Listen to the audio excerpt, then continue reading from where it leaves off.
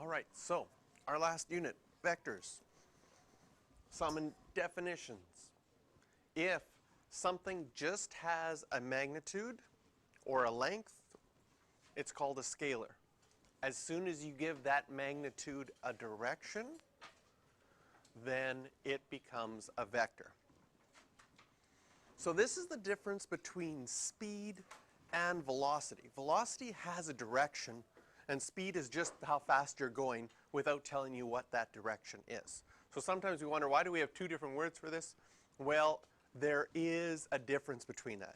Same thing with distance and displacement. Distance is just 5 kilometers. But if you go 5 kilometers north of where you are right now, then you've got a displacement from where you started to where you ended. So looking through these ones, how did you do? Outside temperature? That's just a scalar because it's just a measurement. That speed is just a scalar because there's no direction. There we have speed and direction. Here we just have direction. So that one is neither because there is no measurement there. That one is a vector because we have an upwards force, so we do have a direction.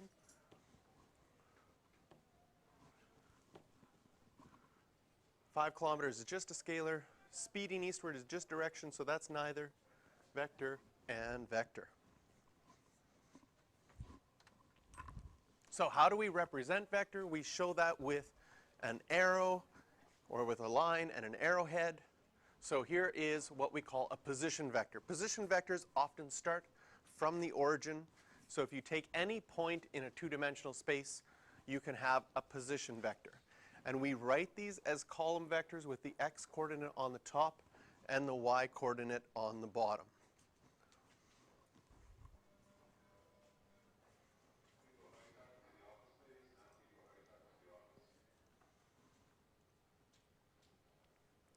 So if we took the point 6, 3, we could write that as a column vector just with a 6 and a 3. I can go back a second, yep.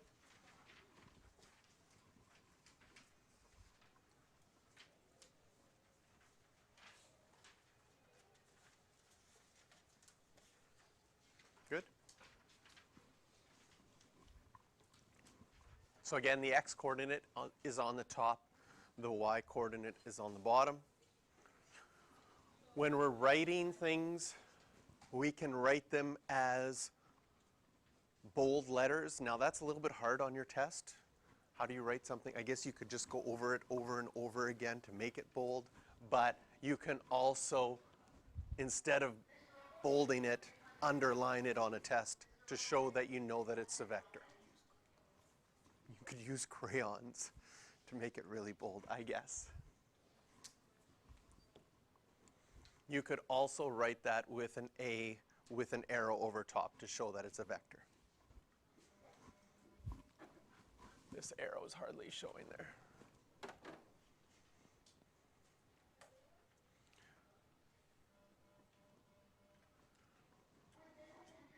So again, X represents horizontal movement, Y represents vertical movement. That isn't any different than what you've done up till now. So here we've got 2 points, A and B, 1, 2, and 3, 6. Describe the movement from A to B. Well, we're just going 2 to the right and 4 up. So you could represent that as a column vector. A to B would be 2 to the right and then 4 up.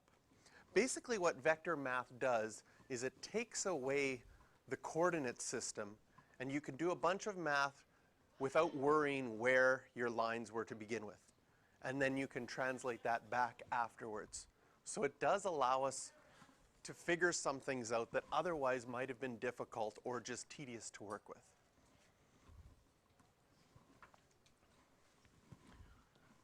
A unit vector is just a vector with a length of 1.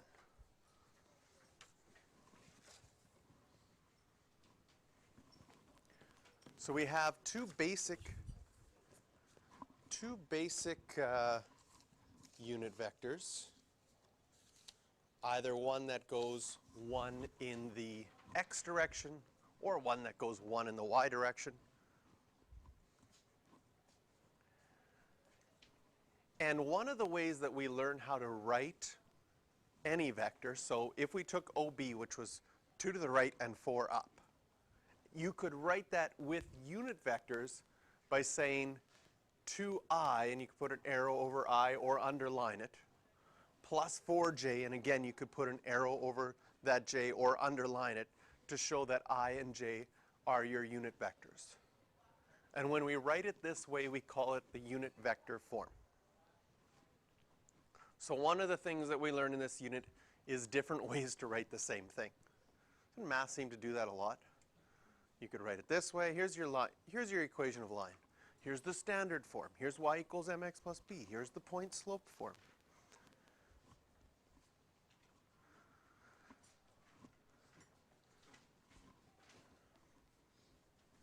So what we're going to do for each of these vectors is we're going to write them as column vectors and as with the unit vectors. I'll give you a 30-second head start.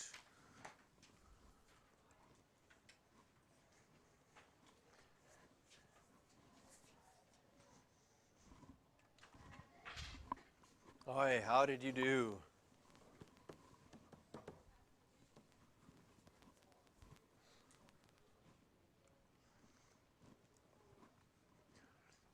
Now, when we write things as a column vector, can you see that it represents something similar to what you used to write as a fraction? Because now you've got your x over y. For example, in the first one, we've got 3 and 2. What does that remind you of? Kind of, not exactly the same. Because we figured out that 3 by going 3 over this way and 2 up. What else did you use to do that in? Translation, yeah, we've done that with translation, but we were using our vector notation. So if you think back to grade 10, if you had a line like that and you made a right triangle and labeled that as 3 and that as 2, what would you be trying to figure out? Slope. What would the slope of that line be? 2 over 3. So in our vector notation, we have sort of the same thing as slope. Notice that if one of them is negative, your slope is negative. If both of them are positive, your slope is positive. But instead of having the rise on the top and the run underneath, you have it the opposite way.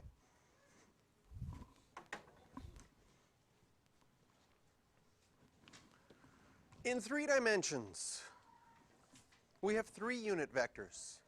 We have x coordinates, y coordinates, and z coordinates.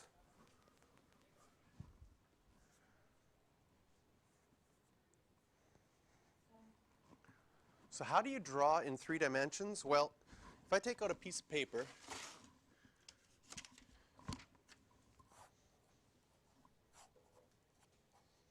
and here on this piece of paper I drew my x and y axes. Now what do I imagine is I take that piece of paper and I lay it flat on a table, and I imagine a z coordinate coming straight up. As far as drawing that goes, can you see if you took your x and y and laid it flat on a table, it might look like that, sort of in 3 dimensions? Can you imagine that piece of paper and you're looking from your seat onto my table, and then we draw our z-axis straight up from there. So this is still 90 degrees in here,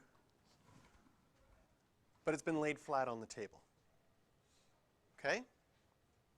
And there's a 90 degree in between here, because that's straight up and down. And there's a 90 degree in between there, because that's straight up and down. Can you picture that? So as far as drawing it goes, draw your x and y flat like this to begin with. And then for labeling things, if I have -9, well, that's -9 on the x. +3 on the y, 1, 2, 3 along there.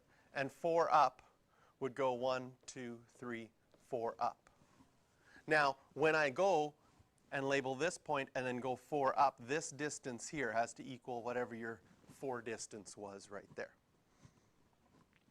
And that draws your vector in 3 dimensions.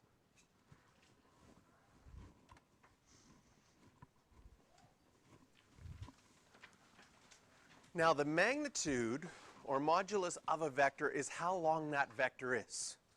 So when we're trying to figure out how long a vector is, we write it with absolute value bars, because all absolute value bars mean when we just have a number in there is actually how far the number is away from 0. So what's the absolute value of 5? It's 5. How far is 5 away from 0? 5. What's the absolute value of -3? It's 3. Because how far is -3 away from 0? It's 3. So it's measuring a distance. And so the same notation is used here to figure out how long a vector is. And of course, we can use our Pythagorean theorem. If you had 6, 8, and you did a squared plus b squared equals c squared, you would get 10. Of course, this is just a manipulation of our 3, 4, 5 triangle.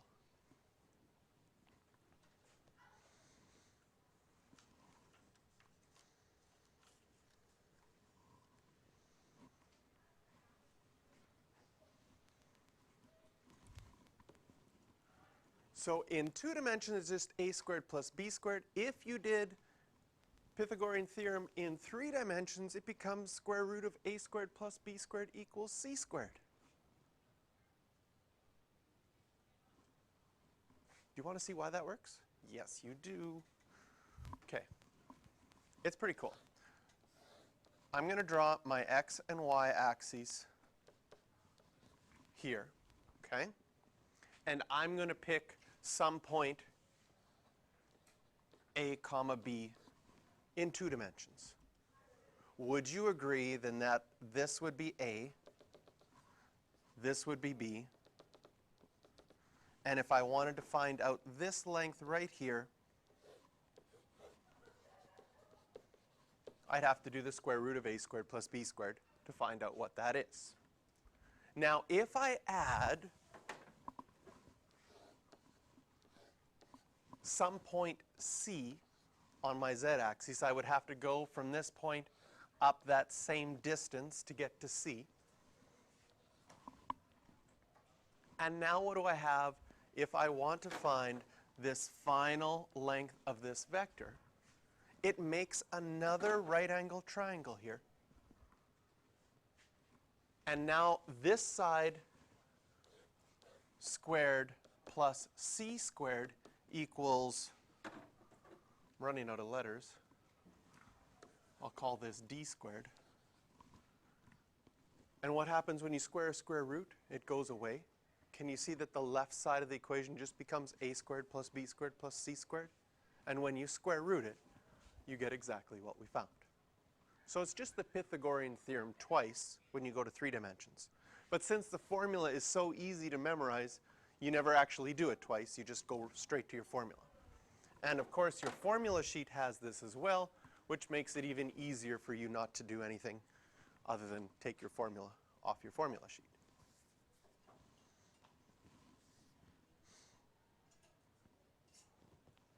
Once you get that formula, there is 5 examples which get you to figure out lengths. I'll let you get started on those. A squared plus b squared plus c squared is equal to the square root of 106.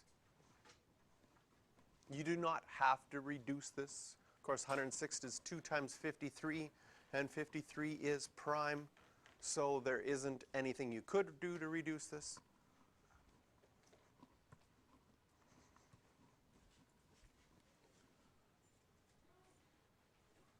Ready to check the other ones?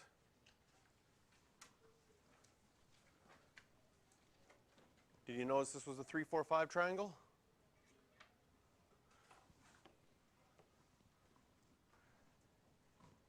Here you get square root of 75. You could reduce that because 75 is 25 times 3, so you could write that as 5 root 3. And I love this one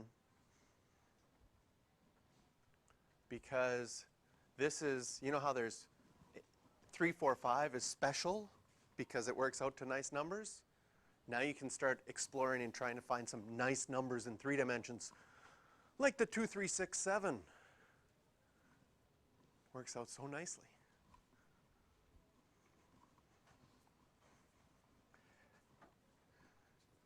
Ooh.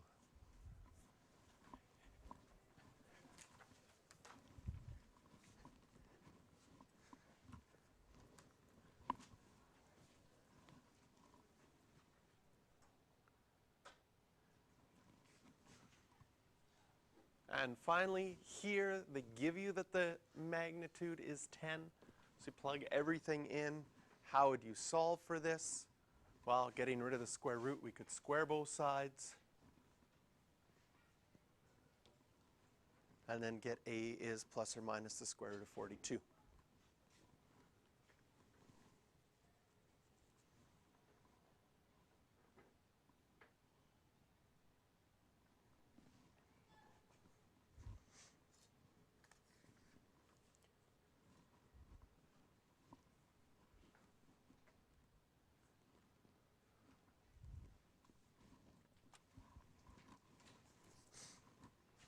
So a unit vector can be in any direction. And we write our unit vector with this little hat above it. You could underline it as well because you probably can't bold it very well. Guess you could bring a Sharpie to the exam or crayons. So we're going to figure out what our unit vector is, and we're going to write our answer in 3 different ways based on all of the different ways that we've learned how to write vectors, such as column vectors and so on. So here, we're going to figure out what the length of this vector is currently. This vector currently has a length of 7. So we need our vector to go in the same direction as 6 to the right, 3 down. Well, I guess it's not technically 6 in the x direction, 3 down in the y direction, 7 up or 2 up in the z direction. How do we write that?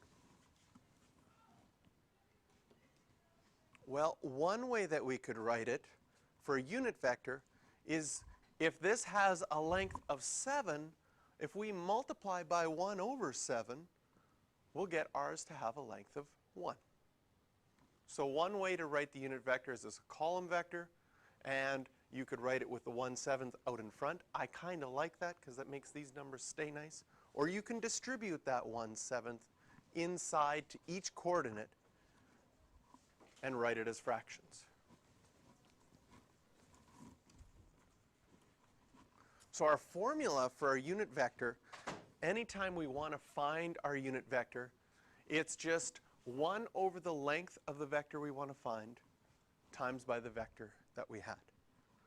So 1 over the length of the vector that we had times by the vector we have, and that's exactly what we have here.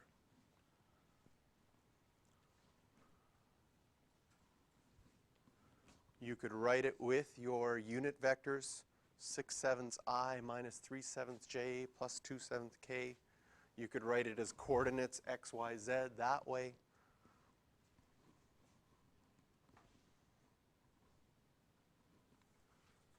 You could write it with the fraction out in front or the fraction inside. So there's a lot of different ways you could write the same thing. I personally like the column vectors. Writing the I, j, and k kind of gets things a little bit messy in my opinion. Column vector keeps it straightforward, but you have to know that the first is the x, the middle one's your y, and the bottom one's your z.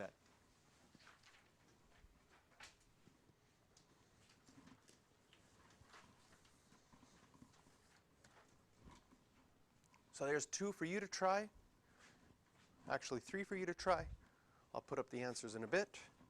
You did on these unit vectors.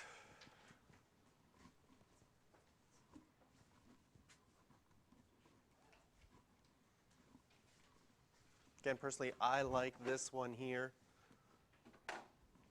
Keeping your original vector there, just doing 1 over the length of your vector.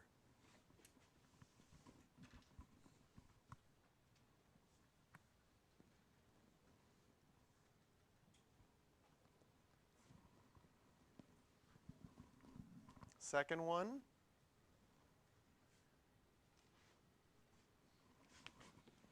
there's our length, 1 over the length of our vector.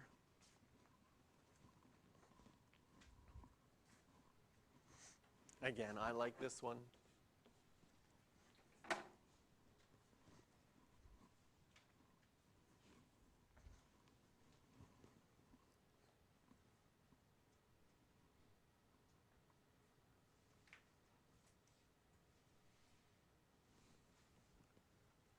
And finally,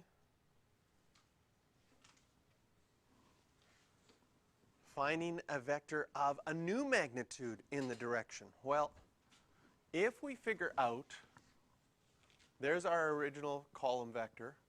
If we figure out how long that vector is, right here, we get square root of 38.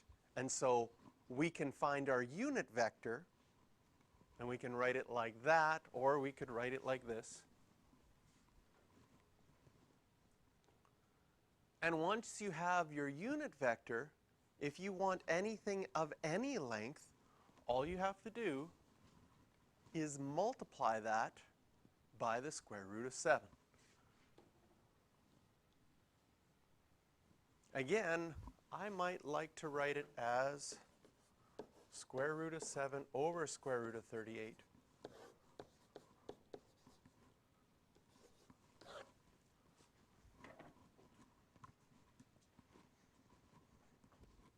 Of 5, negative 3, and 2.